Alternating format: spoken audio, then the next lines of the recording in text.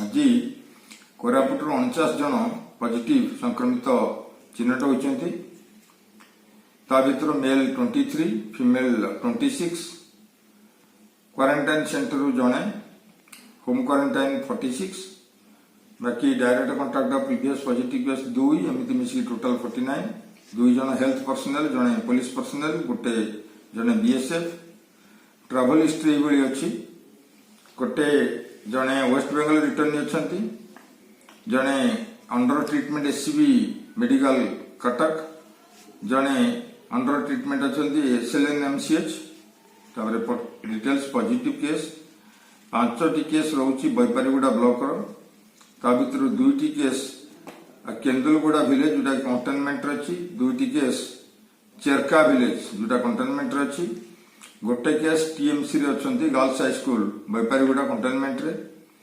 34टी case रही Jeypore municipality 3टी case Dhepaguda containment अच्छी 2टी केस अरविंद नगर 7टी केस भद्रा स्ट्रीट कंटेनमेंट 5टी case Paiko street containment 3टी case irrigation colony containment 2टी केस संबर्तता कंटेनमेंट बाकी गोटे गोटे केस रही भूपति स्ट्रीट कंटेनमेंट अच्छा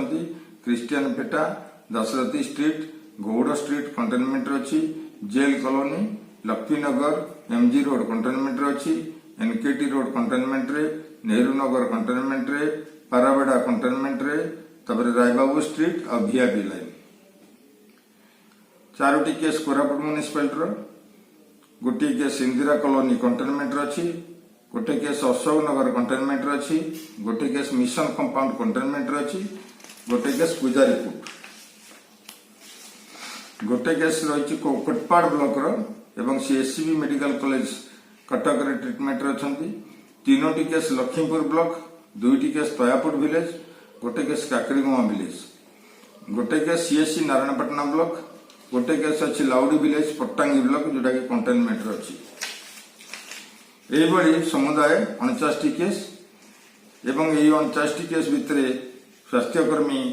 ता भर अच्छा 2 जन एवं जड़े पुलिस पर्सनल अच्छा जड़े बीएसएफ अच्छा आमर गत काली आमर जिले में सबुठू अधिक पॉजिटिव चिन्हट होता 97 केस ता पूर्वर जो अनुसार पॉजिटिव चिन्हट होती ऑलमोस्ट 50% लोक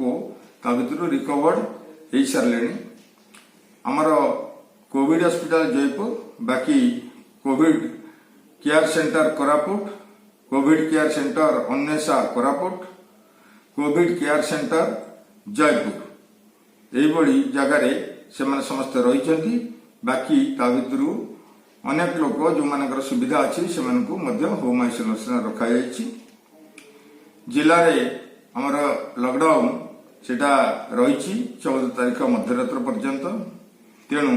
जो लॉकडाउन नियमावली रही से अनुसार जनसाधारण ताको पालन करने प्रशासन तरफ अनुरोध कर पूर्वर कही से अधिक अधिक सचेतन हूँ से जदि सचेतन नहे संक्रमण रोकवा कष्टकर होमे यही निकट अतीत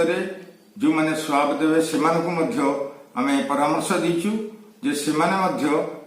रिजल्ट आसला पर्यंत से भी निजक अन्य मान दूर रखंतु कारण से हुए तो पॉजिटिव हो पारती एवं से जदि निजक दूर न रखिबे से सांगे अन्य माने मिसिबे ताले से अन्य को संक्रमित करि पारंती तेणु बृहत्तर स्वार्थ दृष्टि यही जो कटकणा को ताकू गोटे असुविधा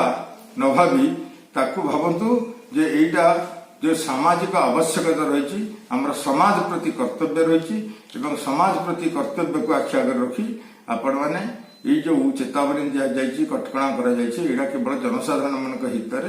तेणु आपण मैंने जिते कटकणा पालन करेंगे निश्चित भाव में आप कोरोना विजय प्राप्ति करें।